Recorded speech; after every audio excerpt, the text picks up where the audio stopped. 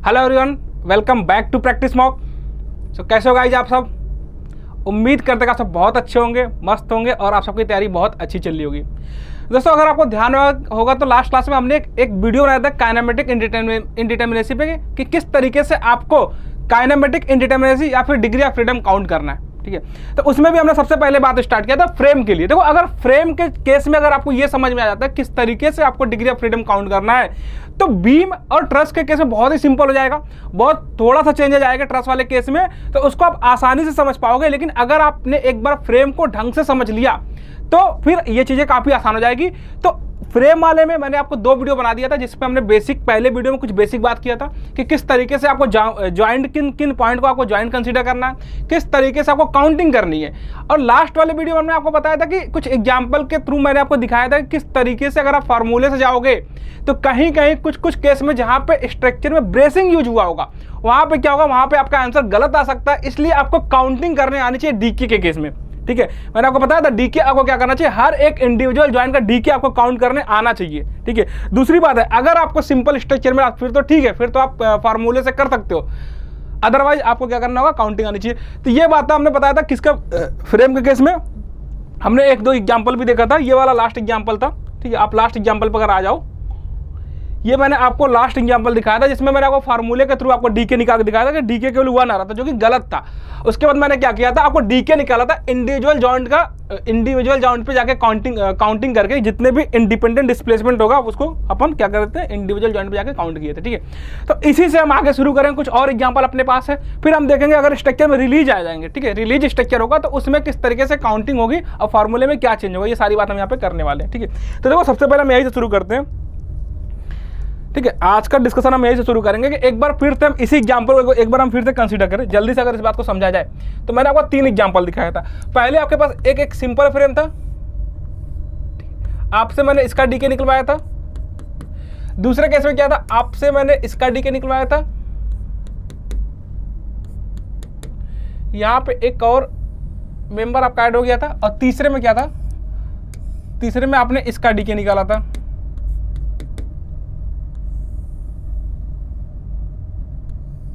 ठीक है, आपने इसका डीके निकाला था तीसरे मेंबर में।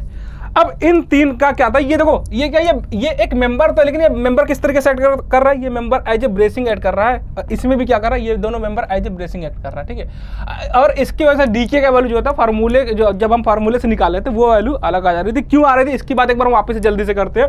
देखो यहाँ भी ये था कि अगर हम इस ज्वाइंट की बात करें, अगर ये ज्वाइंट ए है, ये बी है, ये सी है, ये डी है। ठीक है, तो आपने देखा था कि यहाँ पे देखो डीके का मतलब क्या था, डिग्री ऑफ फ्रीडम का मतलब क्या था कि हर एक पर्टिकुलर ज्वाइंट पे जाके जितने भी इंडिपेंडेंट डिस्प्लेसमेंट पॉसिबल है आप उसको काउंट कर दो। ठीक है, वही क्या होगा, वही उस ज्वाइंट का डीके होगा, यानी कि डिग्री ऑफ फ्रीडम होगा, यानी कि काइनेमेटिक इंडिटरमिनेसी होगा। उसके बाद क्या करोगे, सारे ज्वाइंट का जो डिग्री ऑफ फ्रीडम है उसको आप क्या कर दो, उसका समेशन कर दोगे, वही क्या होगा, पूरे स्ट्रक्चर का डिग्री ऑफ फ्रीडम हो जाएगा। यही बेसिक बात हमने किया था। और इस वजह से क्या हो जाएगा, अगर हम बात करें किसका, अगर हम ज्वाइंट बी की बात करें, ठीक है, ज्वाइंट बी की बात में अगर हम किया जाए तो यहाँ पे 3 डिस्प्लेसमेंट पॉसिबल है। एक क्या है, डेल्टा बी एक्स पॉसिबल था, एक डेल्टा बी वाई पॉसिबल था, एक थीटा बी पॉसिबल था। और सेम स्टोरी यहाँ पे चल रहा था, यहाँ पे क्या था, डेल्टा सी एक्स पॉसिबल था, डेल्टा सी वाई पॉसिबल था और यहाँ पे थीटा सी पॉसिबल था। ठीक है, और हमने आपको डी के 2 केस में पूछा था, एक बार जब मेंबर एक्सटेंसिबल था और दूसरी बार जब मेंबर क्या था, जब मेंबर इनएक्सटेंसिबल था। ठीक है, ये 2 केस में। और जनरल केस क्या है, जब तक आपसे क्वेश्चन में बताया ना जाए कि मेंबर एक्सटेंसिबल है या फिर मेंबर इनएक्सटेंसिबल है, तो जनरल कंडीशन में हम मेंबर को एक्सटेंसिबल ही कंसीडर करते हैं। सिंपल सी बात है। और उस केस में जो डीके निकाला था हमने, ये निकाला था डीके क्या था, डीके जब मेंबर क्या है, जब मेंबर एक्सटेंसिबल है। ठीक है, जब मेंबर एक्सटेंसिबल है। इस केस में जो डीके था उसकी वैल्यू कितना जाएगा, देखो यहाँ पे नंबर ऑफ इंडिपेंडेंट डिस्प्लेसमेंट कितना, 3 है, यहाँ पे भी 3 है, तो डीके कितना था, 6 था। ठीक है, और ये 6 कौन सा, ये 6 ये था delta b x delta b y theta b और delta c x delta c y theta c. ठीक है, ये 6 की वैल्यू है। और यही डीके जब मेंबर इनएक्सटेंसिबल होगा, जब मेंबर क्या होगा, इनएक्सटेंसिबल का मतलब हमने आपको बताया था कि इनएक्सटेंसिबल का मतलब क्या है कि मेंबर के लॉन्गिट्यूडनल डायरेक्शन का जो डिफॉर्मेशन होगा वो क्या होगा, वो 0 होगा। ठीक है। इनएक्सटेंसिबल का मतलब है मेंबर एक्सियली रिजिड है, और एक्सियली रिजिड होने का मतलब है कि मेंबर के लॉन्गिट्यूडनल डायरेक्शन का जो डिस्प्लेसमेंट होगा, जो डिफॉर्मेशन होगा, वो कितना होगा, 0 होगा। इसका मतलब क्या है कि हर एक मेंबर का एक ही लॉन्गिट्यूडनल डायरेक्शन होगा। अगर हर एक मेंबर का एक ही लॉन्गिट्यूडनल डायरेक्शन होगा तो इस मेंबर के लॉन्गिट्यूडनल डायरेक्शन का डिस्प्लेसमेंट क्या होगा, 0 होगा। इसका मतलब ये होगा कि अब ये जो पॉइंट है, इस पॉइंट का डिस्प्लेसमेंट भी हो जाएगा 0 जब इस मेंबर का लेंथ को इंक्रीज नहीं करना है। ठीक है। एक्सियली रिजिड का मतलब है कि मेंबर का लेंथ इंक्रीज नहीं करेगा। मेंबर का लेंथ इंक्रीज नहीं करने का मतलब है कि मेंबर के लॉन्गिट्यूडनल डायरेक्शन कोई डिफॉर्मेशन नहीं आएगा। इसका मतलब अब ये जो पॉइंट है, इस पॉइंट में भी कोई डिफॉर्मेशन नहीं आएगा। इसका मतलब ये हो गया कि अगर हम बात करें जब मेंबर इनएक्सटेंसिबल होगा, इसका मतलब मेंबर ए बी में कोई डिफॉर्मेशन नहीं आएगा लॉन्गिट्यूडनल डायरेक्शन में, मेंबर सी डी के लॉन्गिट्यूडनल डायरेक्शन में कोई डिफॉर्मेशन नहीं आएगा, और मेंबर बीसी के लॉन्गिट्यूडनल डायरेक्शन में कोई डिफॉर्मेशन नहीं जाएगा। मतलब क्या, ये तीनों मेंबर एक्सियली रिजिड है, मतलब इसका लेंथ इंक्रीज नहीं करेगा। इसका मतलब ये हो गया कि अब ये डेल्टा बी, ये जो बी है, ये बी पॉइंट अब ऊपर की तरफ क्या कर रहा है, ऊपर शिफ्ट नहीं करेगा। इसका मतलब डेल्टा बी वाई क्या होगा, 0 होगा। तो इस केस में जो डी के होगा 6 माइनस कितना बन रहा था, ये वाला डेल्टा बी वाई प्रिवेंट हो जाएगा और डेल्टा सी वाई प्रिवेंट हो जाएगा। ठीक है, बात समझ में। और डेल्टा बी एक्स के बराबर हो जाएगा, delta b x delta c x के बराबर। समझना यहाँ पे कितना सब्ट्रैक्ट है, यहाँ पे 3। ठीक है, ये वैल्यू, और ये 3 किसके लिए था, ये देखना, ये जानना जरूरी है कि 3 किसके लिए था। ये कौन सा डिस्प्लेसमेंट प्रिवेंट हुआ, यहाँ पे था आपके पास डेल्टा बी वाई 0 हो गया, और डेल्टा क्या था, डेल्टा सी वाई आपका 0 हो गया, और क्या था, अब यहाँ पे जो डेल्टा बी एक्स या डेल्टा बी वाई के बराबर हो जाएगा, delta b x delta c x के बराबर हो जाएगा। ठीक है, ये डेल्टा बी वाई क्या हो जाएगा, प्रिवेंट हो जाएगा, ये डेल्टा सी वाई प्रिवेंट हो जाएगा, और जो डेल्टा बी एक्स की वैल्यू डेल्टा सी एक्स के बराबर होगा। इसका क्या मतलब, इसका मतलब ये कि ये बी ज्वाइंट एक्स डायरेक्शन में आगे तो बढ़ेगा, लेकिन इसका मतलब ये कि अगर इसका लेंथ सेम रहना है। ठीक है, मैंने आपको बताया कि अगर ये मेंबर एक्सियली रिजिड है, अगर ये वाला मेंबर एक्सियली रिजिड है, इसका मतलब ये हो गया कि अब जो बीसी है वो सेम अमाउंट से आगे जाएगा एक्स डायरेक्शन में। अगर ये सेम अमाउंट से आगे जाएगा, इसका मतलब डेल्टा बी एक्स और डेल्टा सी एक्स बराबर हो जाएगा। ठीक है, इसका मतलब अगर delta b x delta c x बराबर हो जाएगा, इसका मतलब अब यहाँ पे अननोन डिस्प्लेसमेंट एक ही बचा, डेल्टा बी एक्स और डेल्टा सी एक्स में अननोन डिस्प्लेसमेंट एक ही बचा। तो अब आपके पास जो तीनों जो प्रिवेंटेड डिस्प्लेसमेंट है वो कौन सा हो गया, डेल्टा बी वाई हो गया, डेल्टा सी वाई हो गया, और डेल्टा बी एक्स और डेल्टा सी एक्स हो गया। ठीक है, इसका मतलब क्या होगा, इसका मतलब आपके पास यहाँ पे टोटल कितना होगा, 3 हो गया, और ये 3 कौन सा डी के हो गया, ये 3 कौन सा हो गया, 3 हो गया कौन सा, थीटा बी हो गया और थीटा सी हो गया, और कौन सा एक हो गया आपके पास, कौन सा, डेल्टा बी एक्स। ठीक है, और डेल्टा जो कि delta b delta c x के बराबर है। तो ये 3 डिग्री ऑफ फ्रीडम आपके बचेंगे किस केस में, जब मेंबर इनएक्सटेंसिबल होगा। ठीक है, ये सबसे सिंपल वाला केस था, यहाँ पे कोई भी ब्रेसिंग नहीं है। अब आ जाओ इस वाले केस में। अब अगर आप इस वाले केस में आओगे, इसमें चेक करते क्या होगा, इसमें क्या होगा, जब डी के क्या होगा, जब डी के एक्सटेंसिबल होगा। ठीक है, जब डीके एक्सटेंसिबल होगा तो क्या होगा। ठीक है, इस केस में जब डीके एक्सटेंसिबल होगा तो आप काउंट करो। ठीक है, अब क्या करोगे, यहाँ पे वही सेम बात है। ठीक है, सेम बात यहाँ पे क्या है कि यहाँ पे ए मेंबर मानते हैं, यहाँ पे बी मान लो, यहाँ पे सी मान लो, यहाँ पे डी मान लो, यहाँ पे 0 हो जाएगा, यहाँ पे काउंटिंग 0 आएगी, यहाँ पे 3 आएगा, यहाँ पे 3 आएगा। ठीक है, अच्छा 3 में कौन सा, वापस एक बार जल्दी से चेक कर लो, delta b x delta b y और theta b, delta c x delta c y और थीटा सी आना था। ठीक है, अगर ये मेंबर नहीं होता तो ये डिस्प्लेसमेंट आता। अब क्या होगा, अभी डी के हम जब निकाले, जब मेंबर एक्सटेंसिबल है, और जब मेंबर एक्सटेंसिबल होगा तो डी के कितना होगा, डी के काउंट कर लो कितना होगा, ये 3 हो गया, ये 3 कितना होगा, 6 हो जाएगा। दिक्कत कब आएगी, जब मेंबर क्या होगा, जब मेंबर इनएक्सटेंसिबल होगा। जब मेंबर इनएक्सटेंसिबल होगा तो डी के कितना होगा, इस केस में डी के कितना होगा। आप देखो अभी क्या कहता, जब मेंबर एक्सटेंसिबल था उस केस में minus number of displacement prevented, कितने नंबर ऑफ डिस्प्लेसमेंट क्या हो रहा है, प्रिवेंट हो रहा है, किसकी वजह से, जब मेंबर इनएक्सटेंसिबल बन रहा है उस केस में। ठीक है, अब आप एक बात समझो, इसका मतलब क्या था कि अगर मेंबर ए बी इनएक्सटेंसिबल है, इसका मतलब डेल्टा बी वाई 0 बनता। ठीक है, आप समझ रहे हैं इस बात को, इसका मतलब डेल्टा बी वाई 0 बनता। और जब मेंबर सी डी इनएक्सटेंसिबल है, इसका मतलब मेंबर क्या होगा, मेंबर डेल्टा सी वाई 0 बनता। ठीक है, इस दो में तो कोई प्रॉब्लम नहीं, ये सिंपल बात है। ठीक है, इस दो में तो कोई प्रॉब्लम ही नहीं है, ये सिंपल बात है कि अगर member a b axially rigid है, इसका मतलब इसका लेंथ इंक्रीज नहीं करेगा, इसका मतलब डेल्टा बी वाई 0 होगा। अगर मेंबर सी डी क्या है, एक्सियली रिजिड है, इसका मतलब डेल्टा सी वाई जीरो होगा, इसका मतलब सी पॉइंट ऊपर की तरफ मूव नहीं करेगा। अब बात करते हैं बीसी मेंबर का। अब बीसी मेंबर अगर क्या था, बीसी मेंबर जब एक्सियली रिजिड था, इसका मतलब बीसी सेम अमाउंट से एक्स डायरेक्शन में आगे बढ़ता, बीसी सेम अमाउंट में एक्स डायरेक्शन से आगे बढ़ता, तो delta b x delta c x के बराबर होता। लेकिन अब ये ब्रेसिंग क्या कर देगा, ये ब्रेसिंग इसके मूवमेंट को, इसका जो एक्स डायरेक्शन का मूवमेंट था, इसका जो एक्स डायरेक्शन मूव करता, इसके मूवमेंट को क्या करवा दिया, इसके मूवमेंट को करवा दिया जीरो, डेल्टा बी एक्स को भी क्या करवा दिया, ये जीरो करवा दिया। इस बात को आप समझो। अब ये ब्रेसिंग क्या करेगा, ये ब्रेसिंग क्या करेगा, ये ब्रेसिंग बी के एक्स डायरेक्शन के मूवमेंट को भी जीरो करवा देगा। और जब एक्स डायरेक्शन का मूवमेंट जीरो होगा और बीसी मेंबर को एक्सियली रिजिड बनना, इसका मतलब डेल्टा सी एक्स भी हो जाएगा अपने आप जीरो। ठीक है, अच्छा ये डेल्टा बी एक्स को जीरो क्यों करवाएगा, जीरो इसलिए करवाएगा कि जो बीडी मेंबर है, ये बीडी मेंबर का भी एक्सियल डायरेक्शन में लेंथ बढ़ना नहीं है, बीडी मेंबर का भी एक्सियल डायरेक्शन में लेंथ नहीं बढ़ना। इसका मतलब क्या करेगा, अगर ये लेंथ नहीं इंक्रीज करेगा, या ना तो इंक्रीज करेगा ना तो कम होगा, इसका मतलब ये क्या करेगा, बी एक्स को जीरो करवाएगा। तो अब यहाँ पे कितने डिस्प्लेसमेंट अब क्या होंगे, प्रिवेंट हुए, आपके पास चार डिस्प्लेसमेंट प्रिवेंट होंगे। और ये चार कौन कौन से हैं, चार आप देख लो कौन कौन से हैं, डेल्टा बी एक्स है, डेल्टा बी एक्स जीरो है, डेल्टा बी वाई जीरो है, और डेल्टा सी एक्स जीरो और डेल्टा सी वाई जीरो है। अब ये चार प्रिवेंटर बच आपके पास के कितने, दो, और दो कौन कौन से बच गए, ये दो बच गए आपके पास, थीटा बी और थीटा सी, राइट।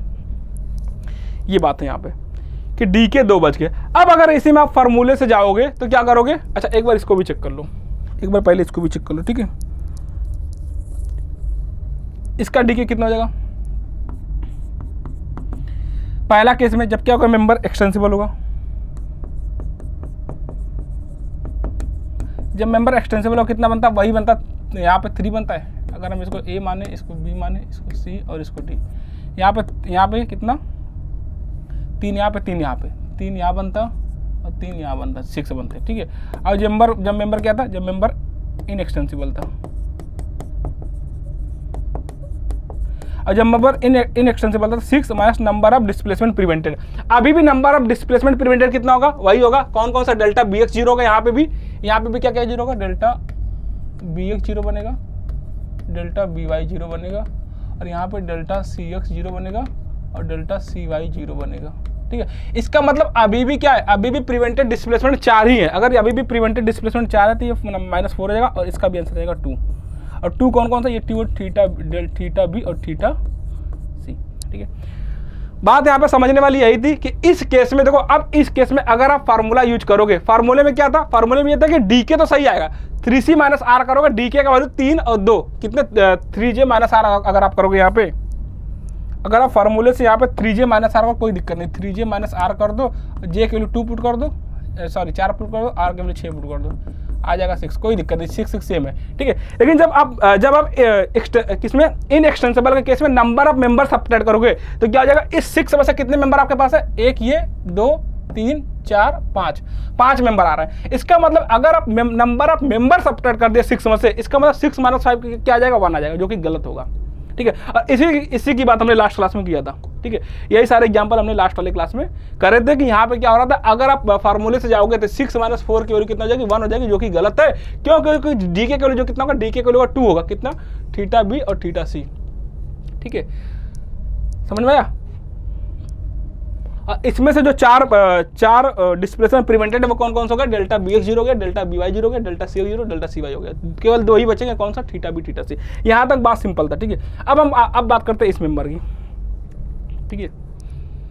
अब हम बात करते हैं इस मेंबर की, सेम वही बात है कि अगर आप एक बार अगर आपसे क्वेश्चन में गिवन है कि मेंबर इनएक्सटेंसिबल है तो क्या होगा, मेंबर एक्सटेंसिबल है तो क्या होगा। मेंबर इनएक्सटेंसिबल होगा तो आपको मैंने फार्मूला जो बताया था वो ये था कि आप डीके निकाल दो, जब मेंबर एक्सटेंसिबल है उसमें से सब्ट्रैक्ट कर दो, कितना, उसमें से सब्ट्रैक्ट कर देना आपको नंबर ऑफ मेंबर। और नंबर ऑफ मेंबर मैंने क्यों बोला था, वो इसलिए नंबर ऑफ मेंबर इसलिए कि आपको ये सब्ट्रैक्ट करना कितने नंबर ऑफ डिस्प्लेसमेंट प्रिवेंटेड हैं। और मेंबर का एक्सियली रिजिड होने का मतलब ये है कि मेंबर लॉन्गिट्यूडिनल डायरेक्शन में उसका डिफॉर्मेशन 0 होगा। इसका मतलब क्या हो रहा था कि जितने नंबर ऑफ मेंबर उतने नंबर ऑफ लॉन्गिट्यूडिनल डिफॉर्मेशन। इसका मतलब हम नंबर ऑफ मेंबर क्या कर रहे थे, सब्ट्रैक्ट कर रहे थे। लेकिन ब्रेसिंग वाले केस में क्या हो रहा था, ब्रेसिंग वाले केस में आंसर चेंज हो जा रहा था, इसलिए आपको काउंटिंग करने आनी चाहिए। अब आ जाओ इस वाले क्वेश्चन में। इस वाले क्वेश्चन में आपको डीके निकाला जब मेंबर क्या है, जब मेंबर इनएक्सटेंसिबल है। पहला निकालो जब मेंबर एक्सटेंसिबल है, चलो एक बार मैं फार्मूला अप्रोच करता हूँ, ठीक है, फार्मूले से मैं जाता हूँ एक बार। आप एक काम करो, पहले आप फार्मूला अप्रोच लगाओ, ठीक है। देखो क्या होगा, आप फार्मूले से आ रहे हो तो डी के कितना हो जाएगा, डी के हो जाएगा 3j माइनस आर, कोई दिक्कत नहीं है। आप जे काउंट कर लो, 3j आपके पास कितना है, 1 2 3 4 5 5 माइनस आर कितना आपके पास है। अब नंबर ऑफ रिएक्शन काउंट कर लो, नंबर ऑफ रिएक्शन यहाँ पे कितना है, यहाँ पे 3 है, यहाँ पे 3 नंबर ऑफ रिएक्शन है, यहाँ पे भी 3 है, यहाँ पे भी 3 है, यहाँ पे भी 3 है, ठीक है। अच्छा ये आर की वैल्यू है, आप कंफ्यूज मत करना, ये डी के की वैल्यू नहीं है, ये आर की value, number of reaction r है, यहाँ पे भी आर है, यहाँ पे भी आर कितना है 3 है, और यहाँ पे भी आर कितना है, नंबर ऑफ रिएक्शन आर कितना है 3 है, ठीक है। इसका मतलब आर कितना हो गया, नंबर ऑफ रिएक्शन कितना हो गया, 12 हो गया, ठीक है। तो डी के कितना हो गया 3।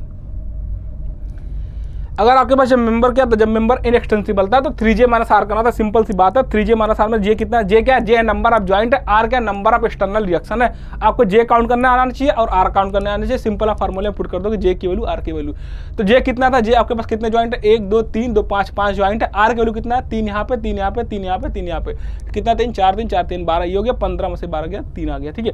अब आपको यही डी के निकाला जब मेंबर क्या है, जब मेंबर इनएक्सटेंसिबल है। आपको यही डी के बताना जब मेंबर क्या है, जब मेंबर डी के बताना है जब मेंबर इनएक्सटेंसिबल है, ठीक है। अब इस केस में मैंने ये बताया बोला था कि जब आप डी के निकाल दो जब मेंबर एक्सटेंसिबल हो, और नंबर ऑफ मेंबर क्या कर दो, नंबर ऑफ मेंबर को सब्ट्रैक्ट कर दो। यही तो बात हुई थी। अब नंबर ऑफ डी के कितना था, 3 था, और अब एक बार आप नंबर ऑफ मेंबर काउंट करो कितने नंबर ऑफ मेंबर है। तो आपके पास नंबर ऑफ मेंबर कितने, एक ये हो गए, 2 3 और 4 नंबर ऑफ मेंबर आपके पास 4 है। तो 3 - 4 कितना आना चाहिए, तो -1 आना चाहिए, जो कि क्या है, जो कि गलत है, ठीक है। आपको यही बात ध्यान देना है कि ये चीज़ें क्या, ये चीज़ें गलत है, ठीक है। ये क्या है, ये आपका ये पूरा का पूरा गलत हो गया, ठीक है। क्यों, अब क्या करना, आपको एक बार काउंटिंग करके देखो। अब एक बार आप काउंटिंग करो कि डी के, अगर आपके पास जब डी के इनएक्सटेंसिबल, डी के एक्सटेंसिबल है तो क्या होगा, काउंट करो यहाँ पे, ठीक है। काउंटिंग क्या होगी, अब देखना यहाँ पे डी के कितना है, यहाँ पे 0, यहाँ पे इसका 0 है, इसका भी 0 है, और इसका भी 0 है। फिक्स सपोर्ट में क्या होता है, डिग्री ऑफ फ्रीडम 0 होता है, तो इसका कितना हो गया, 0 हो गया। अब आपके पास क्या बी पॉइंट आ गया, बी ज्वाइंट पे देखो, बी ज्वाइंट पे क्या क्या होगा, बी ज्वाइंट पे आपके पास डेल्टा बी एक्स आएगा, डेल्टा बी वाई आएगा और थीटा बी आएगा। ये तो बात हुई काउंटिंग की कि delta b x, delta b y और थीटा बी, ठीक है। इसका मतलब होगा डी के कितना का, डी के आएगा किस केस में, जब मेंबर एक्सटेंसिबल होगा तो 3 आएगा, ठीक है। कौन कौन सा, delta b x, delta b और थीटा बी, ठीक है। ये बात समझ में आया, ये बात आपको समझ में आई होगी, ठीक है।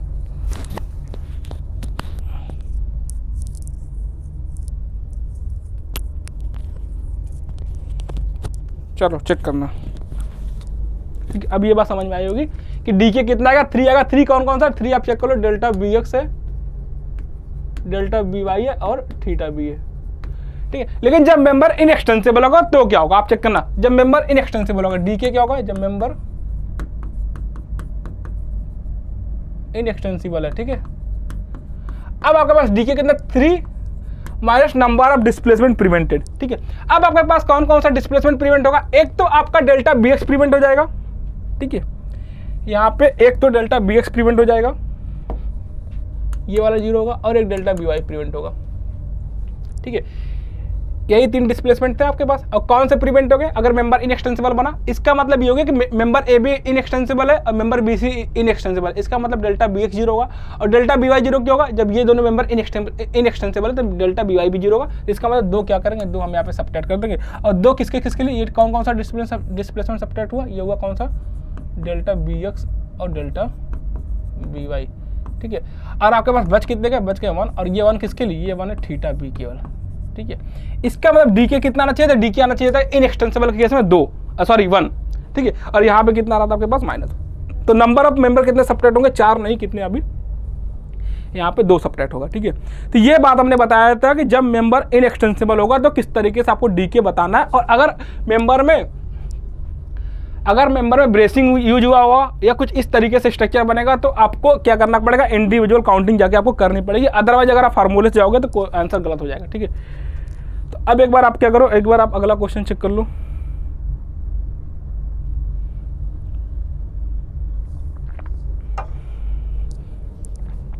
ठीक है, अच्छा सवाल है, इसमें सारे कॉन्सेप्ट आपको क्लियर हो जाएंगे कि अगर आपके पास किसी भी ज्वाइंट में हिंज ज्वाइंट आ रहा है, कौन सा ज्वाइंट, अगर आपके पास हिंज ज्वाइंट आ रहा है, इंटरनल हिंज आ रहा है, तो किस तरीके से आपको डीके काउंट करना है। देखो मैंने आपको 2 बात बताया था। ठीक है, आप अगर आपको ध्यान होगा तो मैंने पहले वाले क्लास में एक और बात बताया था कि सर रिजिड ज्वाइंट के केस में क्या होगा, अगर आपके पास मेंबर में रिजिड ज्वाइंट है तो क्या होगा, और अगर आपके पास मेंबर में हिंज ज्वाइंट है। ठीक है, अगर आपके पास मेंबर में हिंज ज्वाइंट है तो क्या होगा।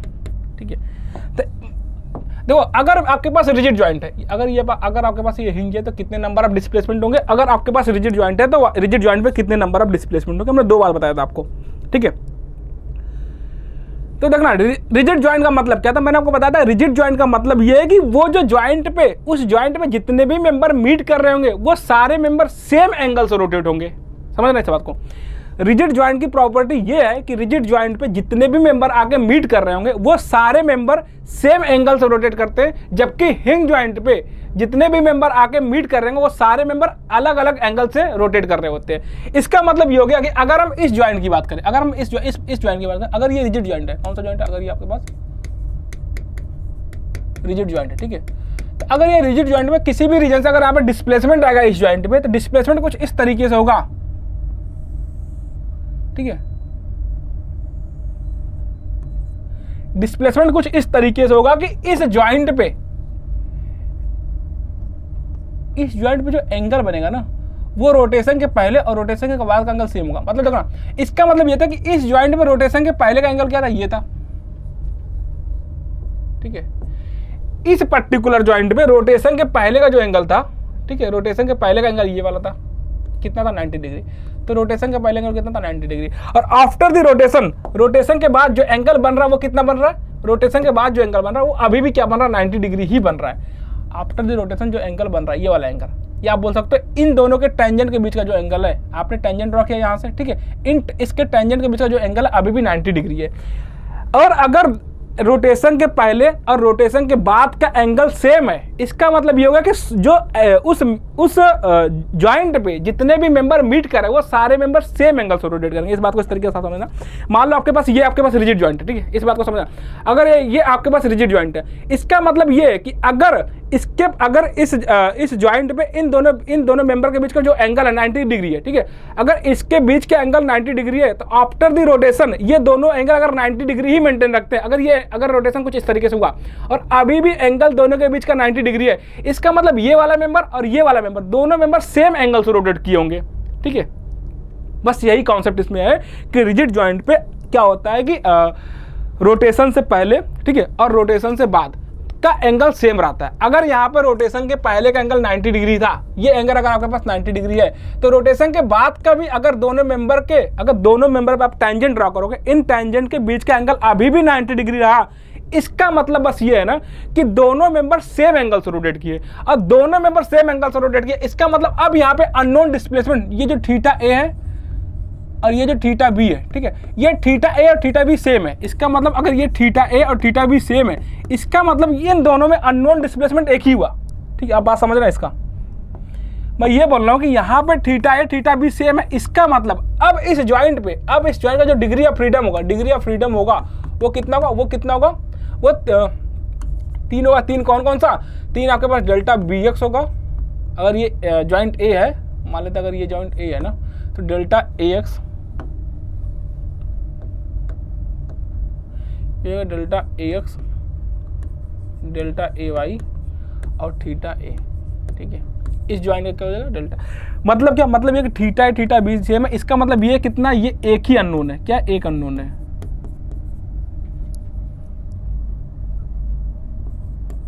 ये एक ही अननोन है, इसका मतलब इस पर्टिकुलर जॉइंट का जो डिग्री ऑफ फ्रीडम आएगा वो कितना आएगा, 3 आएगा। इस पर्टिकुलर जॉइंट का कौन सा, यहाँ पे मैंने आपको बताया एक आ जाएगा डेल्टा ए, एक डेल्टा ए वाई, एक थीटा ए। ठीक है, अब अगर आपके पास हिंज ज्वाइंट है, हिंज ज्वाइंट का मतलब ये है कि जो रोटेशन से पहले का जो एंगल था अब वो एंगल मेंटेन नहीं रहेगा आफ्टर द रोटेशन। सुनना, अगर रोटेशन से पहले का एंगल मेंटेन नहीं रह पा रहा है आफ्टर द रोटेशन, इसका मतलब क्या है, एंगल चेंज हो रहा है। एंगल चेंज होने का बस मतलब इतना है कि दोनों जो मेंबर उस ज्वाइंट पे आके मीट कर रहे हैं, वो सारे के सारे मेंबर, जितने भी मेंबर उस ज्वाइंट पे आके मीट करेंगे, वो सारे मेंबर अलग अलग एंगल से क्या करेंगे, रोटेट करेंगे। इसका मतलब ये होगी, अगर अब यहाँ पे रोटेशन, अगर कुछ इस तरीके से रोटेशन होगा, मान लेता हूँ मैं कुछ रोटेशन ऐसे हुआ, ठीक है, मैं मानता हूँ कि कुछ रोटेशन आपके पास ऐसे हुआ, ठीक है। इसका मतलब अब जो एंगल ये अगर ये थीटा ए है और ये कितना, ये थीटा बी है, इसका मतलब अब यहाँ पर जो थीटा ए और थीटा बी के बराबर नहीं है। अगर ये थीटा ए थीटा बी के बराबर नहीं, इसका मतलब ये हो गया ना, इसका मतलब ये हो गया अब ये दो अननोन काउंट होंगे। कितने अननोन, दो अननोन काउंट होंगे। अगर ये दो अननोन काउंट हुए तो अब अगर इस ज्वाइंट का डिग्री ऑफ फ्रीडम आपको बताना पड़ गया तो कितने जाएंगे, 4 हो जाएंगे। और 4 कौन कौन सा, एक तो आपके पास हो जाएगा, अगर ये मेंबर, अगर मैं इस मेंबर को 1 काउंट करूं तो डेल्टा 1 एक्स वाला और डेल्टा 1 वाई वाला, एक हो गया क्या, थीटा बी, और एक हो गया आपके पास थीटा ए, ठीक है। अब यहाँ पे आपका डिग्री ऑफ फ्रीडम कितना का, 4 आएगा, ठीक है। तो ये हो गई बात काउंटिंग की। मैं अभी फार्मूले से बताऊंगा कि ज्वाइंट आया तो किस तरीके से आपको फार्मूले के थ्रू आप आंसर निकाल पाओगे डिग्री ऑफ फ्रीडम का। लेकिन एक पर्टिकुलर ज्वाइंट पे अगर हिंज जाएगा तो डिग्री ऑफ फ्रीडम कितना बना, 4 बना। 4 क्यों बना, ये आपको बात समझ में आनी चाहिए। 4 कितने, क्योंकि दो ट्रांसलेशन हो गए, यहाँ पे दो तो उस ज्वाइंट का ट्रांसलेशन हो गया, और जितने मेंबर उस ज्वाइंट पे आके मीट कर रहे होंगे उतने क्या होगा, उतना ही वहां का रोटेशन होगा, नंबर ऑफ रोटेशन उतना जाएगा। तो यहाँ पे दो मेंबर आके ज्वाइंट में मीट कर रहे हैं, इसका मतलब 2 रोटेशन, ठीक है। तो डिग्री ऑफ फ्रीडम यहाँ पे 4 हो गया, और यहाँ पे डिग्री ऑफ फ्रीडम 3 हुआ, क्योंकि यहाँ पे रोटेशन हमेशा 1 ही होगा। तो 2 ट्रांसलेशन और 1 rotation, total degree of freedom उस ज्वाइंट का 3 हो गया, ठीक है। आ जाओ क्वेश्चन पीस पे, ठीक है। अब हम आते हैं सीधे क्वेश्चन पे। क्वेश्चन क्या था अपने पास, ये क्वेश्चन है, ठीक है। इसका डिग्री ऑफ फ्रीडम आपको काउंट करना सबसे पहले, उसके बाद हम बताते हैं फार्मूला से कैसे करोगे, ठीक है। चलो काउंटिंग करते हैं। यहाँ पे कितना, यहाँ पे 0। रिजिड ज्वाइंट पे क्या होगा, रिजिड ज्वाइंट पे कोई भी डिस्प्लेसमेंट पॉसिबल नहीं होगा। इसका मतलब रिजिड ज्वाइंट का जो डीके होगा वो कितना होगा, 0 होगा। आप आ जाओ हिंज ज्वाइंट पे। अब हिंज ज्वाइंट की अगर हम बात करें, हिंज ज्वाइंट पे कितना होगा, ठीक है, एक ही रोटेशन पॉसिबल है बस। यहाँ पे कितना जाएगा, 1, और 1 भी कौन सा, थीटा डी। अब देखना यहाँ पे, ठीक है, 1 भी कौन सा, 1 भी कौन सा, थीटा डी, यहाँ का रोटेशन, ठीक है।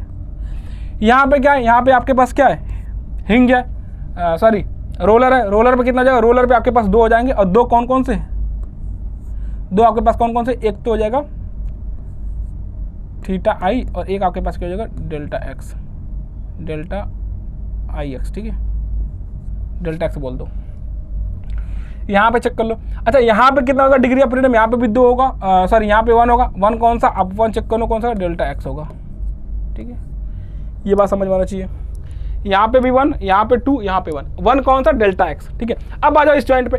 इस ज्वाइंट में डिग्री ऑफ फ्रीडम कितना होगा, तो इस ज्वाइंट पे कितना होगा, 2 तो ट्रांसलेशन होंगे इस ज्वाइंट पे। यहाँ पे हिंज है, ठीक है, बी पॉइंट पे क्या, बी पॉइंट पे इंटरनल हिंज है। इसका मतलब हिंज है तो क्या होगा, इसका मतलब यहाँ पे ट्रांसलेशन 2 आएंगे, और रोटेशन कितना आएगा, रोटेशन उतने आएंगे जितने मेंबर वहां पे मीट कर रहे होंगे। तो 3 मेंबर यहाँ पे मीट कर रहे हैं, तो तीनों मेंबर का रोटेशन अलग अलग होगा। तो तीनों मेंबर का रोटेशन अलग काउंट होगा, क्योंकि तीनों अब अननोन है। अगर तीनों अब अननोन है तो टोटल कितना होगा, डीएफ इसका 5 हो गया, ठीक है। इस जंक्शन का यहाँ का डीएफ कितना, यहाँ का डीएफ 5 हो गया, ठीक है, ठीक है। ये समझ में चाहिए। सेम अब इसकी बात करें, यहाँ पे 3 सिंपल है, मैंने आपको बता चुका है, ये 3, यहाँ पे 3। अब इस ज्वाइंट पे अगर कंसीडर करोगे तो यहाँ पे 4 हो जाएगा। 4 क्यों होगा, आपके पास 2 ट्रांसलेशन मिलेगा और 2 रोटेशन मिलेगा। इस ज्वाइंट पे वापस से 3, इस ज्वाइंट पे कितना, 3, ठीक है।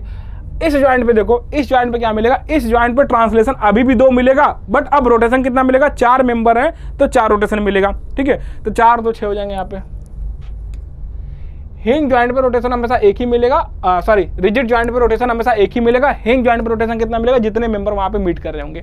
तो इस तरीके से आपको काउंटिंग आनी चाहिए। यहाँ पे देखो ये रिजिड ज्वाइंट है, तो ये रिजिड पे 3 3 3, यहाँ पे भी 3 रिजिड है, यहाँ पे 3 रिजिड है। अब हिंज कितना, यहाँ पे हिंज है 3 मेंबर मीट कर रहे हैं, मतलब 2 रोटेशन और 3 रोटेशन और 2 ट्रांसलेशन 5 हो गया।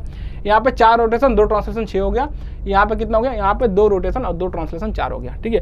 अब डीके की वैल्यू कब, अगर डीके जब इनएक्सटेंसिबल केस में, डीके मेंबर एक्सटेंसिबल केस में पहले निकालो। एक्सटेंसिबल केस में कितना होगा, इस केस में आप काउंट करो कितना होगा, 3 6 9 16 3 19 19 और 6 25 25 5 30 30 1 31 31 2 33 33 1 34 डी के कितना हो गया 34 हो गया। ठीक है, ये तो ही बात काउंटिंग की। अब डी के बता दो किसमें, जब मेंबर क्या हो, जब मेंबर इनएक्सटेंसिबल हो, राइट। जब मेंबर इनएक्सटेंसिबल होगा तो क्या होगा, देखो अब यहाँ पे कोई भी ब्रेसिंग नहीं है, अब यहाँ पे कोई भी ब्रेसिंग नहीं है। इसका मतलब क्या हो गया, सारे मेंबर का लॉन्गिट्यूडनल डिफॉर्मेशन प्रिवेंट होगा। इसका मतलब जितने नंबर ऑफ मेंबर उतने नंबर ऑफ ब्रेसिंग, सिंपल सी बात, जितने नंबर ऑफ मेंबर उतने नंबर ऑफ डिस्प्लेसमेंट प्रिवेंटेड।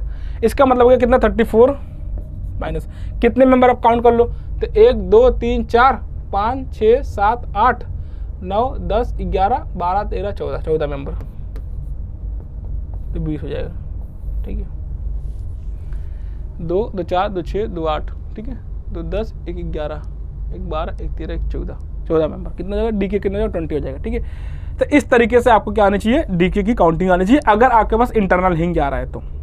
ठीक है, अगर इंटरनल हिंज को इसी चीज़ को अगर हम फार्मूले से चेक करें कितना हो जाएगा, फार्मूले से देखो कितना हो जाएगा। ठीक है, अगर इसी बात को फार्मूले से चेक करो,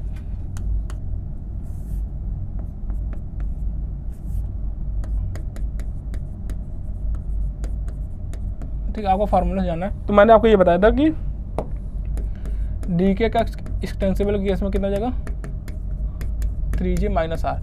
अब इसमें क्या कर दो, कुछ n ऐड कर दो, n की वैल्यू कुछ क्या कर दो, n डैश क्या कर दो, आप यहाँ पे ऐड कर दो, और n डैश क्या, इसको आप अलग से समझ लो। ठीक है, डी के वैल्यू कितना जाएगी, डी के वैल्यू हो जाएगी 3j minus r plus n dash. 3j minus r आपने पहले भी देखा होगा कि जो फार्मूला था सिंपल था, 3j माइनस आर था। उसमें हम क्या कर देंगे, कुछ नंबर ऑफ रिलीज रिएक्शन क्या कर देंगे, हम ऐड कर देंगे, n की वैल्यू कुछ ऐड कर देंगे, और n क्या है यहाँ पे हम इसको अलग से समझ लेंगे। ठीक है, n की वैल्यू क्या करेंगे, हम अलग से समझेंगे। तो अगर हम 3j की बात करें, नंबर ऑफ जॉइंट की बात करें, ठीक है, नंबर ऑफ जॉइंट की बात किया जाए तो कितना जॉइंट है, 1 2 3 4 5 6 7 8 9 10 11 12 जॉइंट है। ठीक है, 12 माइनस आर की वैल्यू चेक करो, नंबर ऑफ रिएक्शन चेक करना कितना है, तो नंबर ऑफ रिएक्शन यहाँ पे कितना है, यहाँ पे 3 है, यहाँ पे 2 है, यहाँ पे 1 है, और यहाँ पे कितना है 2 है। ठीक है, कितना जाएगा 3 2 5 1 6 2 8 8 हो गया। अब आप ये काउंट कर लो। ठीक है, अब आप एन डैश की जो, पहले तो सीधे फार्मूला चेक कर लो, एन डैश क्या है, एन डैश क्या है, m माइनस 1, m क्या है, m क्या है, number of member meeting at joint, at hinge joint, at hinge joint. ठीक है, हम क्या कर रहे हैं, पहले जो 3j माइनस आर था वो किस केस का था, वो ये था कि जब सारे ज्वाइंट को हमने रिजिड काउंट किया था, और जब सारे ज्वाइंट को हमने रिजिड काउंट किया था, इसका मतलब हमने वहां पे रोटेशन 1 काउंट किया था। ठीक है, अब आप एक बात समझो कि अगर ज्वाइंट रिजिड ना होकर हिंज होगा तो होगा क्या, होगा वहां पे ये कि अब वहां पर जो रोटेशन आप 1 काउंट कर रहे थे, वो रोटेशन कितना हो जाएगा, वो रोटेशन जितने मेंबर वहां पे मीट कर रहे होंगे उसके बराबर होगा। इसका मतलब ये होगा कि अगर आपने रिजिड काउंट करके आपने आंसर निकाल दिया 3j माइनस आर, तो अब उसमें कुछ एक्स्ट्रा आप ऐड कर दो, और वो एक्स्ट्रा कितना होगा, जितना एक्स्ट्रा रोटेशन आएगा, और कितना एक्स्ट्रा रोटेशन आएगा, जितने मेंबर वहां पे मीट कर रहे होंगे उतना -1। इसका मतलब यहाँ पे जो एक्स्ट्रा रोटेशन आया वो कितना आया, इसका मतलब यहाँ पे जो एक्स्ट्रा रोटेशन आया वो कितना आएगा, 3 मेंबर मीट कर रहे हैं यहाँ पे। अगर यहाँ पे 3 मेंबर मीट कर रहे हैं, आपने जब 3j माइनस आर लिखा होगा तो उस टाइम में एक रोटेशन आपने काउंट कर लिया होगा। इसका मतलब आप यहाँ पे क्या करोगे, 3 minus 1 n equal to 2 add कर दोगे। ये 2 एक्स्ट्रा रोटेशन है, एक तो हमने थीटा भी हमने ऐड कर लिया था 3j माइनस आर में। अब यहाँ पे हिंज की वजह से 3 रोटेशन आना था, तो 2 रोटेशन और आ जाएगा। और इस 2 को निकालने के लिए हमने क्या किया, अब बस आप एक सिंपल सा काम कर दो कि उस ज्वाइंट में जितने मेंबर मीट कर रहे होंगे उसमें से 1 सब्ट्रैक्ट कर दो, उतना ही क्या होगा, उतना ही एक्स्ट्रा रोटेशन वहाँ पे आएगा। 6 है यहाँ पे 6 था, तो यहाँ पे जो एक्स्ट्रा रोटेशन है वो कितना है, वो 3 माइनस कितना मेंबर, 4 मेंबर मीट कर, 4 माइनस 1 कितना है 3। इसका मतलब ये हो गया कि ये एक्स्ट्रा वाले हैं, n की वैल्यू, ये कितनी n की वैल्यू है। ठीक है, सेम कहानी यहाँ पे n की वैल्यू कितना हो जाएगा, m माइनस 1 कितना हो जाएगा, n की वैल्यू कितना हो जाएगा, m माइनस 1 2 माइनस 1 कितना हो जाएगा, 1 हो जाएगा। ठीक है, तो n की जो एक्स्ट्रा वैल्यू काउंट हो गई वो कितना हो गई, 2 यहाँ पे, 3 यहाँ पे, और 1 यहाँ पे, 4। ठीक है, इसका मतलब 4 यहाँ पे स्ट्राइट कर दो। ठीक है,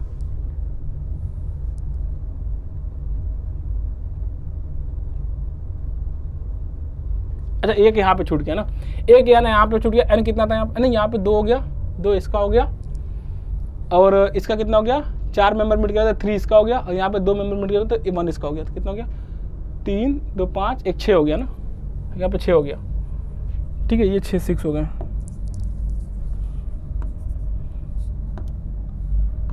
अब ये कितना जाएगा, अब यहाँ से भी अगर आप काउंट करोगे कितना हो जाएगा 48 36 में से 2 होगा 34, ये 34 आ जाएंगे, ठीक है। सेम कहानी आप यहाँ से भी काउंट कर लिया आपने, इंडिविजुअल जॉइंट पे जाकर आपने काउंटिंग कर ली, उसके बाद अपने फार्मूला से भी देख लिया 3j minus r plus n dash. n dash मैंने आपको बताया क्या कि आप जो एक्स्ट्रा जॉइंट बन रहे हैं उस जॉइंट पे आपको कितना एक्स्ट्रा काउंटिंग करनी है। क्यों करनी है, क्योंकि आपने बताया था कि हिंज पे क्या हो रहा था, हिंज के सारे मेंबर रोटेट कर रहे थे, सारे मेंबर अलग अलग रोटेट कर रहे थे, उसमें अलग अलग काउंटिंग करनी थी, कितना मेंबर एक्स्ट्रा आपको, तो जितने मेंबर उस जॉइंट में, सिंपल आप कम ये कर लो कि 3j माइनस r करो, और जितने मेंबर किसी भी जॉइंट में मीट करे उसमें से -1 कर दो, कि वही क्या हो जाएगा, उस जॉइंट का एक्स्ट्रा रोटेशन काउंट हो जाएगा। तो n डैश आपको अलग से m-1 करके काउंट कर लेना है, ठीक है। तो ये कहानी हो गई पूरा डीके की, किसके केस में, फ्रेम के केस में, ठीक है, ये कहानी हो गई डीके का फ्रेम के केस में, ठीक है। अब देख लो, अगर वहीं पे मेंबर इनएक्सटेंसिबल होगा तो सिंपल से कोई भी रिएक्शन नहीं, हम क्या करेंगे, सिंपल से नंबर ऑफ मेंबर को क्या करेंगे, इसमें से सब्ट्रैक्ट कर देंगे, ठीक है। तो आपको डीके निकालना किस तरीके से, आपको काउंटिंग करने भी आनी चाहिए और फार्मूले से तो आना ही चाहिए, ठीक है। अब हम एग्जाम में क्या करेंगे, एग्जाम में आपको दिखेगा कि आपके पास अगर सिंपल स्ट्रक्चर, सिंपल फ्रेम है, वहाँ पे कोई ब्रेसिंग नहीं दिख रही है, इसका मतलब क्या हो गया, वहाँ पे हम सिंपली जाके क्या कर देंगे, फार्मूला यूज करेंगे 3j minus r plus n dash कर लेंगे। n डैश किस केस में, जब वहाँ पे कोई भी हिंज आ रहा होगा, कोई एक्स्ट्रा हिंज आ रहा होगा, ठीक है। अच्छा एक और बात देखना, ये सारे के सारे हिंज, मैंने जितने भी आपके पास जितने भी हिंज इस स्ट्रक्चर में दिख रहा है, वो सारे हिंज कहाँ पे है, वो सारे हिंज किसी न किसी जॉइंट पे है, ठीक है। अभी ये जॉइंट के हिंज है, अगर मेंबर के हिंज आएंगे तो वैल्यू चेंज हो जाएगा, इसलिए मेंबर वाले हिंज पे भी मैं एक क्वेश्चन लेके रखा हूँ, बट अभी इस लेक्चर में हो नहीं पाएगा, नेक्स्ट लेक्चर में आपको दिखाऊंगा, ठीक है। यहाँ पे क्या था, यहाँ पे मेंबर में ज्वाइंट आएगा तो किस तरीके से काउंटिंग होगी, क्या चेंजेस आएंगे, वो मैं नेक्स्ट लेक्चर में बताऊंगा आपसे। कि अगर आपके पास स्ट्रक्चर में कुछ रिलीज, आईजीएल थ्रस्ट रिलीज आता है, सीयर रिलीज आएगा, मोमेंट रिलीज आएगा, तो किस तरीके से आपको काउंटिंग करनी है। तो ये सारे फार्मूले मैं आपको, ये सारे एग्जाम्पल कल करवाऊंगा। फिर कल वाले लेक्चर में, नेक्स्ट लेक्चर में मैं आपसे बीम के केस में और ट्रस के केस में भी आपको डीके निकालने बता दूंगा, ठीक है। आज के लिए इतना रखते हैं, थैंक यू एवरीवन।